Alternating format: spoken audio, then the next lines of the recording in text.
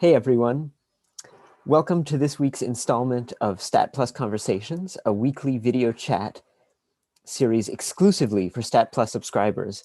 Thank you so much for joining us. I'm Eric Budman, General Assignment Reporter here at Stat, and in just a few moments I'll be joined by Timothy Caulfield, Canada Research Chair in Health Law and Policy, Professor in the Faculty of Law and the School of Public Health, and Research Director at the Health Law Institute at the University of Alberta. But first, just a few quick housekeeping items. At the bottom of your screen, you should see a few icons. Use the chat feature to talk amongst yourselves or send a message directly to the STAT team. Please note that we won't be taking questions directly from the chat. If you do, have a question, and we hope that you will, please use the Q&A feature to type it, and we will try to answer it live. You'll also be able to see the questions that others attendees have asked and upvote the questions you'd most like answered. We will be taking your questions throughout our conversation, so start asking them now.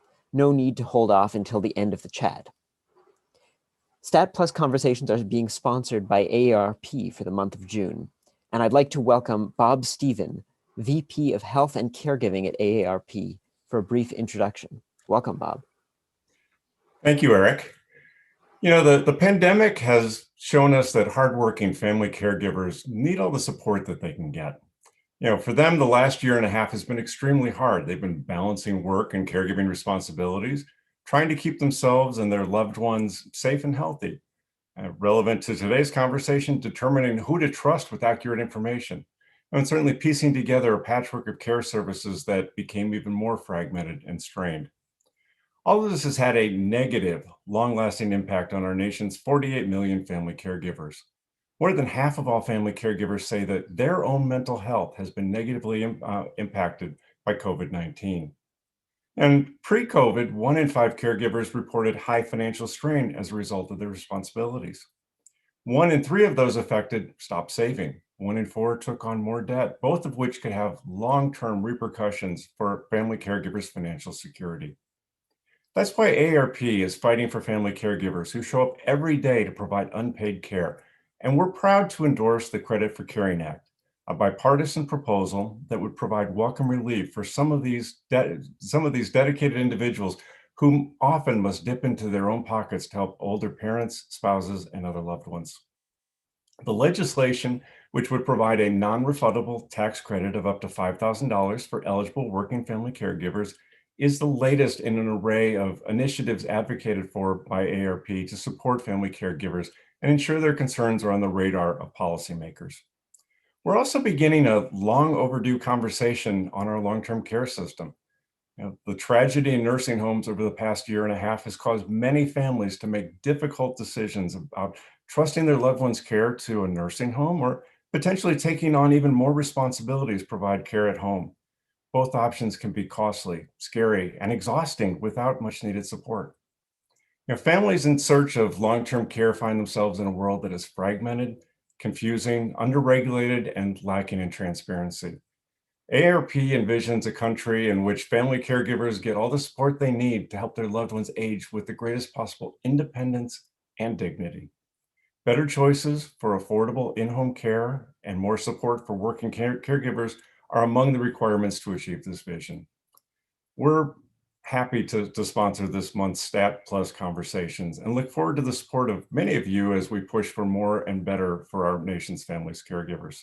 When it comes to family caregiving, we're all stakeholders. I'll now turn it back over to Eric and Stat so we can begin today's important conversation. Thank you. Thank you so much, Bob. And I'd now like to welcome Tim Caulfield of the University of Alberta. Sorry. Hey. Hey. Good to see you, Eric. Nice to see you too, Tim. So to begin with, I'd love to hear a little bit about how one develops an expertise in health misinformation the way you have. Well, do I have an expertise in this? I guess I do. You know, I've been doing it for decades now, Eric. And the interesting thing is, when I started my academic career. I didn't really see this as the path. I landed in this fantastic research environment with these amazing mentors. Bertha Maria Knoppers is one example, Justice Ellen Bacard, who really made it clear that well, for them, interdisciplinary research was the way forward. So I landed and started doing science policy, health policy stuff right away. And even decades ago, misinformation was a thing, and I became fascinated with the degree to which less than accurate information, I'll put it that way, was informing not only what the general public does, but also what health policy experts are doing, or I should say health policy, how health policy is informed. So I became absolutely fascinated in that, and how science is represented in the public sphere, et cetera. And the other thing, Eric, is and again, I'm going to say, because of the fantastic mentors I had, how important are mentors, right? They made it very, very clear early on that, you can do interdisciplinary research, and if you have, an idea, you can partner with individuals that will have the methodological skills to make it happen, because I almost always lack those skills. Right? So fortunately, I can partner with these fantastic, people from different disciplines in order to make the research happen. And by the way, that's also incredibly fun. But as my career progressed, I became really obsessed with, pop culture and celebrities and how they shape the narrative around health, around science. And then, enter social media, right? And this has become, I think the spread of misinformation has become, it's going to sound like hyperbole, and maybe there's a little bit of, confirmation bias going on here, but I think it's become one of the defining issues of our time. And so, I've become really passionate about it. I think it's incredibly important, and I think it's a challenge that we're going to have for years to come. And so, that explosive sound you made about social media, I'm curious to hear about that explosion coupled with the sort of horrendous explosion of the pandemic, and what you saw happening as COVID spread in the misinformation realm. Yeah, and I'm sure many of the people listening to this event are, going to agree with this and say, Tim, that's obvious, but it really is largely, the spread of misinformation in the context of the pandemic, it really is largely, not entirely, but largely a social media story, right? I think there's a lot of nuance to that. We have to consider things like, breakdown in trust, particularly around, communities that have a justified reason for having high levels of distrust. But when you're thinking, big picture, this is largely a social media phenomenon, the spread of misinformation. And there have been a number of studies that have shown that. There was a study early days from McGill University, and there have been others since, but I think this was in July of last year, so last summer, where they found, if you get your news from social media, from Twitter, from Facebook, from Instagram, from TikTok, more likely to be misinformed, more likely to believe misinformation, and more studies that have shown that. And there have been a lot of studies, and this is kind of stuff that we do at our institute also, that have found that misinformation is flowing from social media. And there's been these really cool studies that have looked at, they've studied bits of, clusters of misinformation and tried to find out their origin story, right? So they'll look at thousands and thousands of bits of misinformation and trace it back, try to find the origin story. And I think two very interesting themes emerge there. One, no surprise, but good to have the data. Yes, it is social media. Often these things originate on social media. But two, often it's not that many individuals. It's prominent individuals that have taken an oversized role in creating misinformation and spreading misinformation. So, which really highlights, Eric, the degree to which it is a top-down, bottom-up phenomenon, right? Where you have these very loud voices creating misinformation, spreading misinformation, and then us, the general public, we're sharing it, right? So I think that's really important to recognize when we're thinking about ways to deal with it. And so those loud voices, I'm really curious to hear about that. Are they do you feel like there's an incentive behind the sharing, or is it in good faith and bad faith? What do you see in those loud voices? You probably saw my facial expression outside. Yeah. Unfortunately, you hate my answer. It's complex. Unfortunately, I think it's really, I'm fascinated by that question, by the way. So my not so short answer is that I think you can place the motivation on a continuum, right? At, one end of the continuum, you have these individuals that have a clearly malevolent intent. They are spreading misinformation because they're trying to create chaos. Maybe information chaos is their only goal, right? They don't necessarily believe the content. They just want to create information chaos for whatever reason. Sometimes it's ideological, and there are other reasons. And then you have individuals, and I'll put a lot of the anti-vaxxers in this camp, and I'm not necessarily moving along the evil continuum here, but you have the anti-vaxxers where they're spreading misinformation specifically to forward their agenda, right? The anti-vax agenda. And Eric, what's really interesting is they're very adept at this, right? They sometimes are just trying to sow doubt, and I think we've seen that a lot recently. We're just asking questions, and they've become very adept at that. And then you move along the continuum, and you have individuals that are selling product. They want to sell product. And sometimes they do it knowingly. I think there is fraud out there. They know this stuff isn't really going to boost your immune system, but they do it anyway. And celebs, a lot of wellness gurus, I'm going to put them in this basket, and Tom Brady included. Then you move along the continuum a little bit further, and you have individuals, maybe they're selling stuff and they really believe it works. Their heart is in the right place, or they're giving advice, and then more misinformation. Then, of course, at the far end of the continuum is individuals that, and a lot of people are just trying to do what's best for them, for their family, for their community, and they're inadvertently spreading misinformation. All of that misinformation does harm, but I think a really important point, I think maybe this is what you're getting at in your question, is it might require different kinds of regulatory responses, different kind of SciComm responses to deal with all that, from the hardcore evil disinformation to the misinformation of someone who's just trying to do the best they can. Whoa, that is a complex complex sphere. And I do just want to remind listeners that if you do have questions for Tim, please pop them in the Q&A box, and I'll start reading them and asking them of Tim. And so do you feel like the misinformation narratives really did change during the pandemic? So yes and no. I'm curious what you think, because you follow this too. So let's see what you think of my answer here.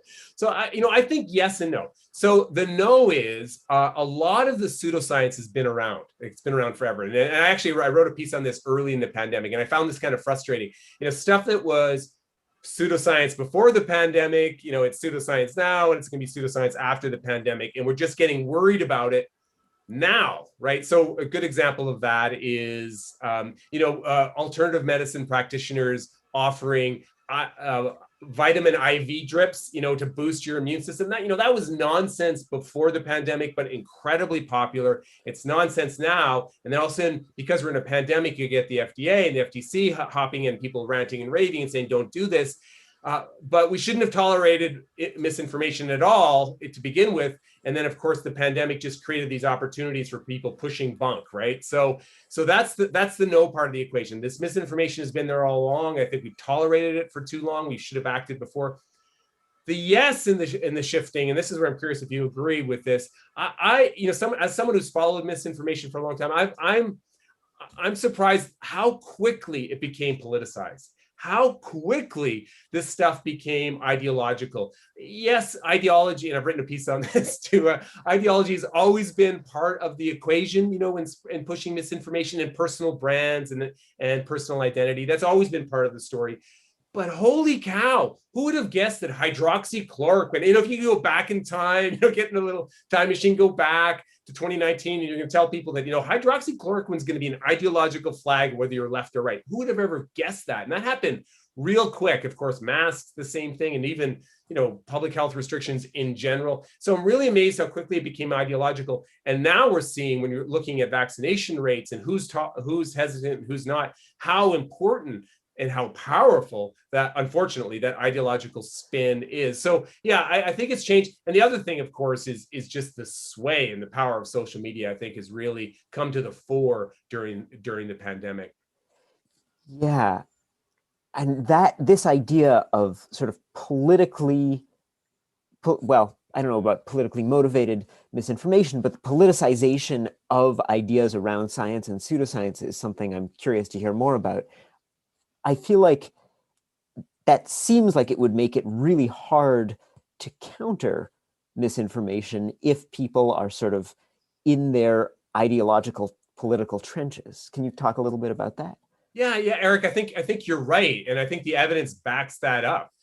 And first of all, I think that that's one of the reasons, and we can talk about the timing, the evidence around countering misinformation, but that's one of the reasons that I advocate. And there's interesting discussions in the science communication community about this, right? I think there's different points of view that we need to explore this. But this is one of the reasons I advocate countering misinformation quickly before it takes on that sort of ideological valence, like the 5G technology thing is a good example of that, right? Now it's become part of a cluster of beliefs that conspiracy theorists have. But there's some interesting research that suggests, if we delegitimize that early, would that have happened? If we get in there, if credible voices, talked about the Bill Gates conspiracy theory early, you can think of these crazy, who would have guessed this magnet misinformation would have taken off, right? Get in there quick, destabilize it.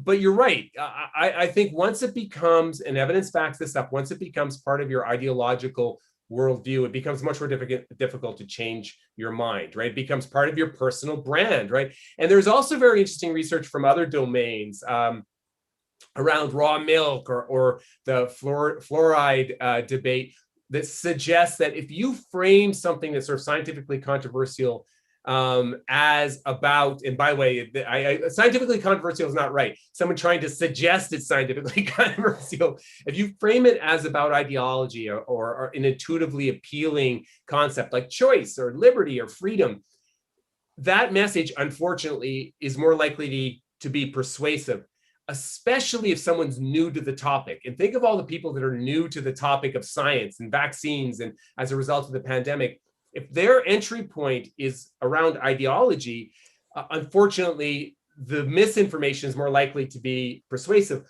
And also, it allows those pushing the misinformation to kind of sidestep the science, because it becomes about the ideology, not about their misrepresentation of the science.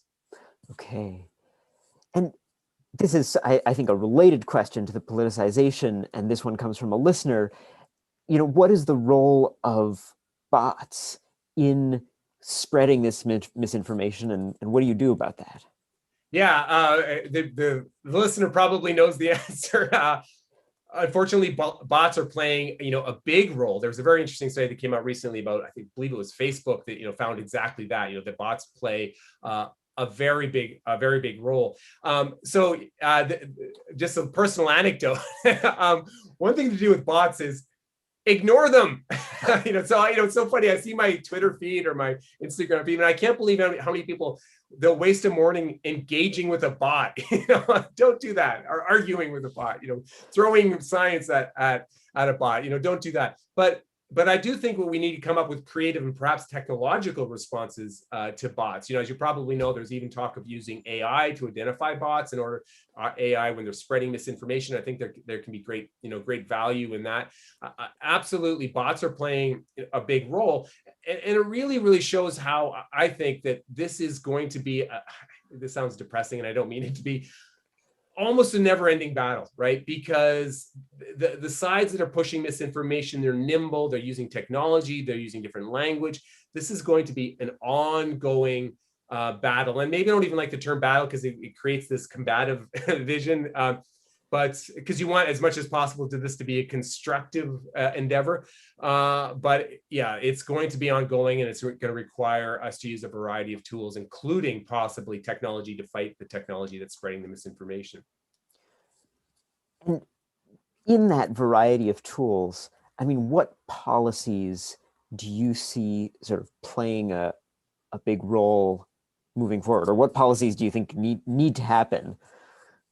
Yeah, again, this is the I talked about misinformation being the challenge of the era. This is the cousin challenge of the era, in a liberal democracy. And, when you're talking about freedom of expression and all of these really important values that sort of underpin our democracy, how do we respond to the spread of misinformation? Sort of, again, one of the great challenges of our time. So absolutely, I think that we need a stronger regulatory response. So let's do this sort of the nuts and bolts stuff, right? I absolutely think we need the FDA, the FTC, Health Canada in my country to do more. And the good news is they are doing more. You probably have seen some of their responses to the misinformation in the context of COVID. So we need to have that kind of response. We also need to have the regulators of the health professionals to do more, right? Regulating their members, if they're, so physicians, nurses, physiotherapists, if they're spreading misinformation, we need to have that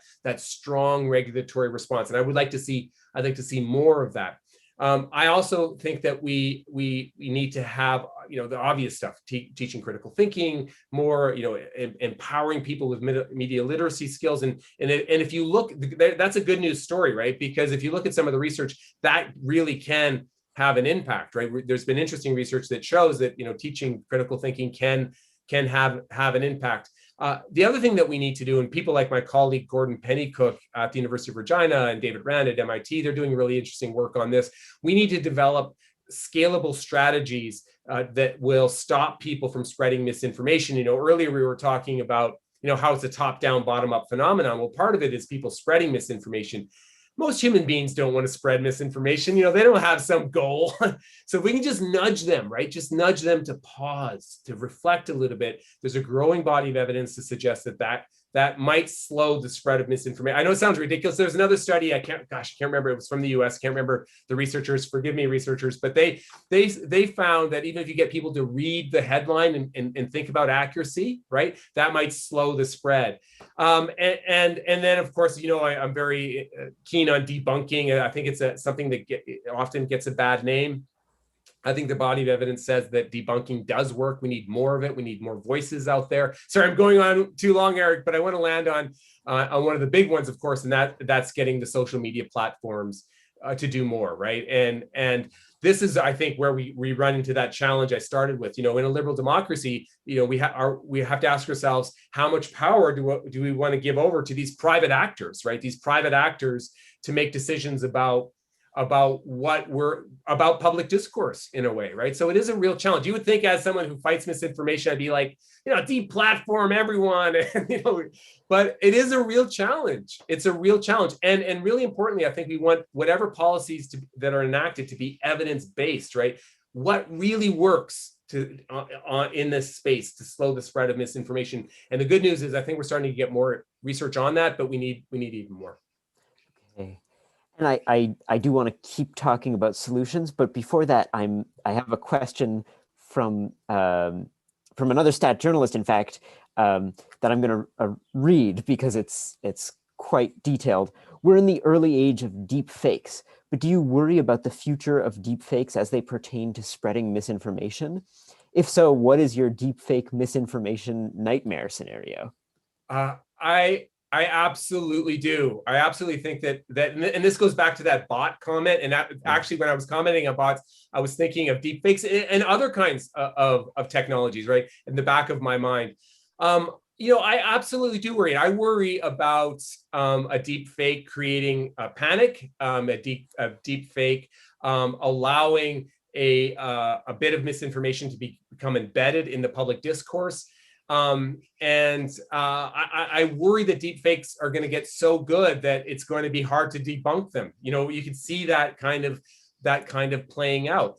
So I think we need to take this very, very, very seriously. The scary thing about deep fakes, and we could go on and on about this, but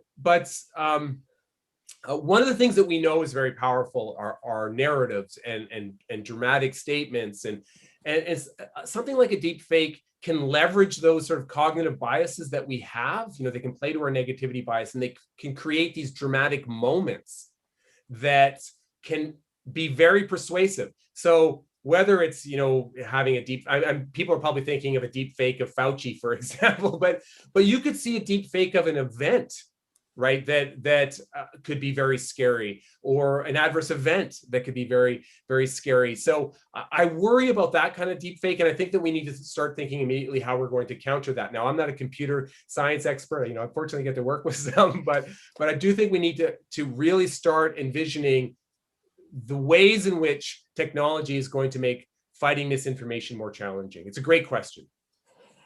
And so you've talked about debunking in a number of contexts, and I feel like ethically it can be actually a challenge in a number of ways. Can you sort of tell me a little bit about the gray areas there and what institutions and scientists face as they're going about debunking?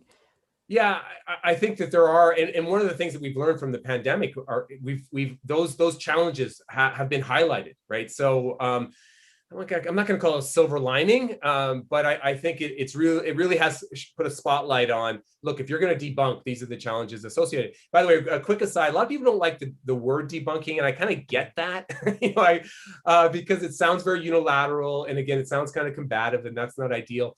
But I'm trying to own the term, Eric. So debunking works. So one of the, again, another silver lining aspect of the pandemic, we're seeing all these wonderful science-informed voices getting on social media, and we're starting to see all these wonderfully diverse voices getting on social media. People from every demographic, these wonderful, energetic, creative voices getting on, and that's exactly what we need. We need more of that kind of creative science communication, from Instagram to TikTok to Facebook to, of course, Twitter. We need all of that. But we're also seeing that, if you're going to be debunking, if you're going to be a healthcare professional out there, a professor out there doing this, science communicator out there, it's pretty nasty, Eric. I get sued. I'm being sued by an anti-vaxxer now. You get death threats. You're constantly trolled. You get hate mail. You have people lying about you and creating false narratives about you. It's very frustrating. So I think it really highlights the degree to which institutions, so universities, governments, research facilities, even maybe legislators, need to think of frameworks that can support those individuals that are out there trying to debunk stuff, right? Because we want to support these individuals, we want to make them feel comfortable doing it. That sounds self-serving, Eric, like I'm talking about me. I want more. I'm old. It's not me. It's about getting these new voices in and making them feel comfortable. And I really think we need to figure out how we're going to do that. And that's a very complex question, because think about a university.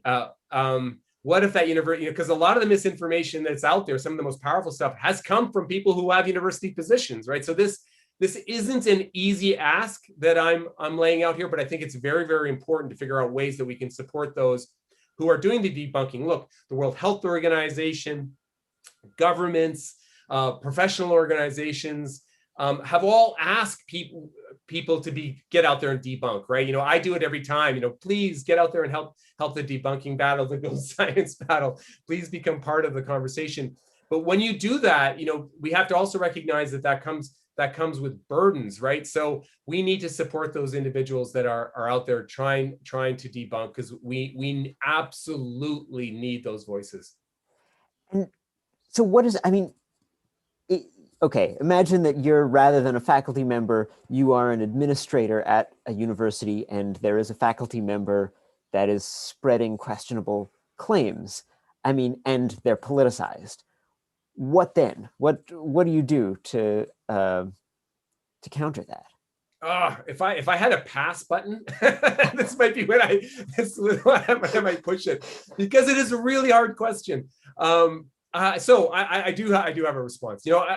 I think it very much matters the nature of the misinformation that's being spread, right? If it is clearly scientifically wrong, if it is clearly harmful, I think institutions can take steps, right?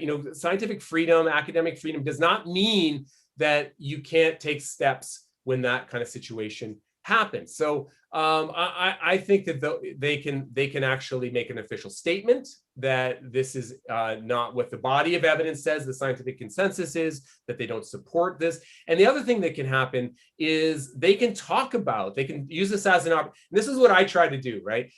Use it as an opportunity to talk about what the actual science says in that context. I also think that they should encourage those reporting on it not to use a false balance approach. And by the way, I'm not sucking up to you, but you guys are awesome about this. I'm not sucking up. But some media outlets will portray it in a false balance manner. We saw that a lot around the Barrington Declaration, this idea of natural herd immunity. We're studying that right now, by the way, how the media covered the Barrington Declaration. There was a ton of false balance out there. So that's the other thing that institutions can do, that to really try to make sure that the coverage of this is done in a way that represents what the body of evidence actually says. And if there are regulators involved, so if this is a regulated health professional, so they're an MD or something like that, a nurse, the regulators can get involved. Where I think it gets more challenging, Eric, is when it's that gray area, where it's that gray area, and that's happened a couple of times where they're pushing a controversial view that may play to an ideological narrative that exists in pop culture. So there, I think institutions can still speak up. They can still say, we respect scientific freedom, we respect open discourse, but this is actually what the body of literature says in this. And again, try to use it as an opportunity to talk about the actual science. That was a lame response to a very complex question. As you can see, I've been thinking about it. And I think this is something that we're going to be struggling. I wrote a piece on this topic, by the way, in the Globe and Mail not that long ago. It's hard to land on a very definitive way forward because there are so many important values in play. And so we do have a question about sort of personal doctors versus, personal doctors, that's the wrong term, but like your GP versus government institution like the NIH or the FDA. And I'm wondering if you can sort of talk about the different roles that those folks should be playing, and whether they should be taking different strategies or the same ones, or what you see in those fields. I'm sure everyone involved in this event knows this already, but healthcare professionals can play such an incredibly important role in fighting misinformation. I know the levels of trust in the United States are lower than in Canada. My wife's a family physician, by the way, and she gets asked all the time, every single day. I should have asked her. I'm going to guess 70% of her patients have some kind of question related to misinformation, usually around the vaccine. And so healthcare providers can play such an important role in that context. So that's obvious, right? But the other thing they can do, I think, on social media, is they can help amplify, because they're trusted voices, right? They can help amplify what's being said by institutions like the NIH, by the CDC.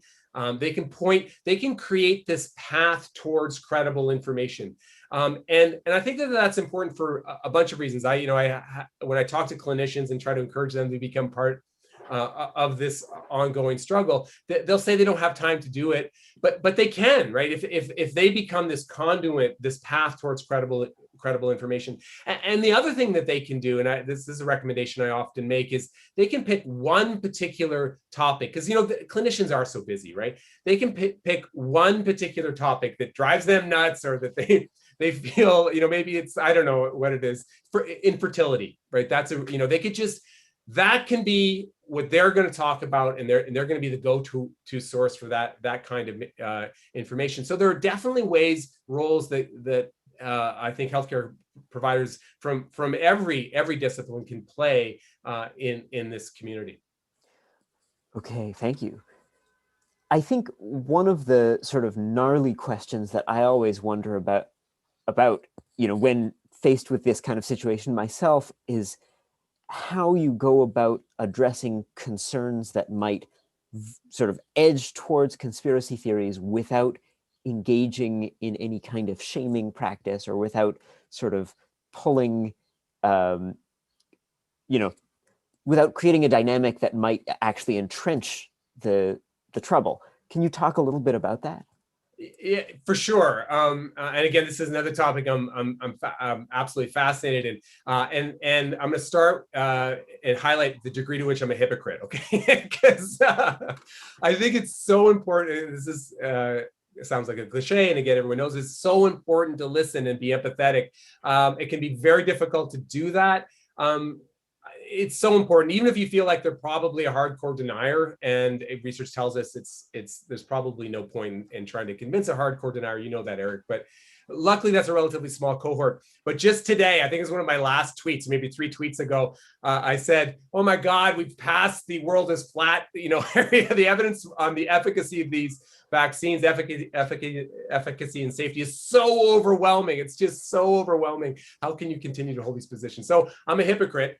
But how do we engage these people? I think it is very important to recognize that this concern, and this goes to journalists, but really anyone who's debunking.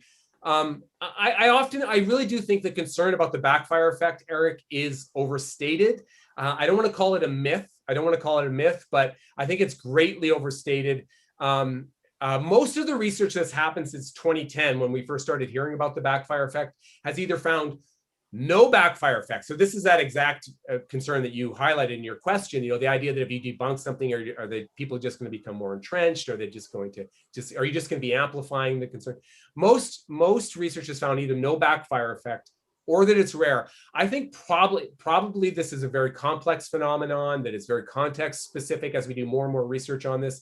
But bottom line is, I don't think the backfire effect should scare people away from debunking, even in the context of amplifying the concern. And again, I think we need more research on this, and you could bring in a bunch of different science communicators and we'd have this interesting discussion about it. But I think, there's a very good study that came out just, I'm going to say 6 weeks ago that found, and by a fantastic group of scholars, that found that it was safe to repeat the misinformation when you're debunking it, even for audiences where it's new to them, this topic's new to them, if you debunk it well, right? If you use the appropriate strategy. So, I think the backfire effect is often overstated here.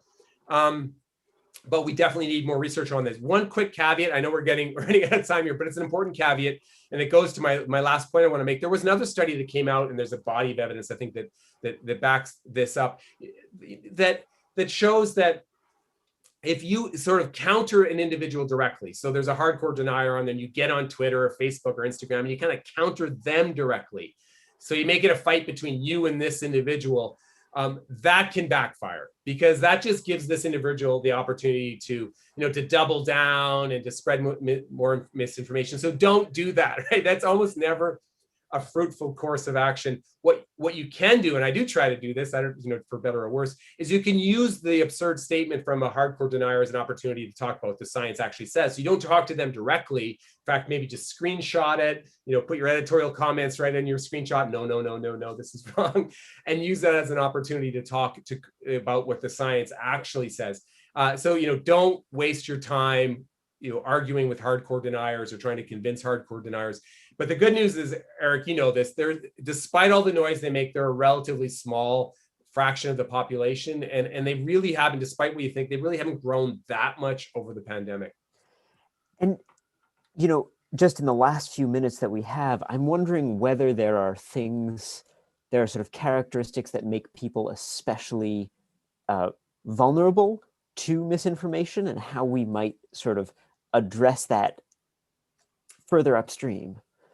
So the first thing is that, the very big caveat at the front, and again, I know you know this, Eric, but it's always important to recognize this, that people who are susceptible to misinformation, that embrace misinformation, come from absolutely every demographic, absolutely every educational background, socioeconomic background, they're everywhere.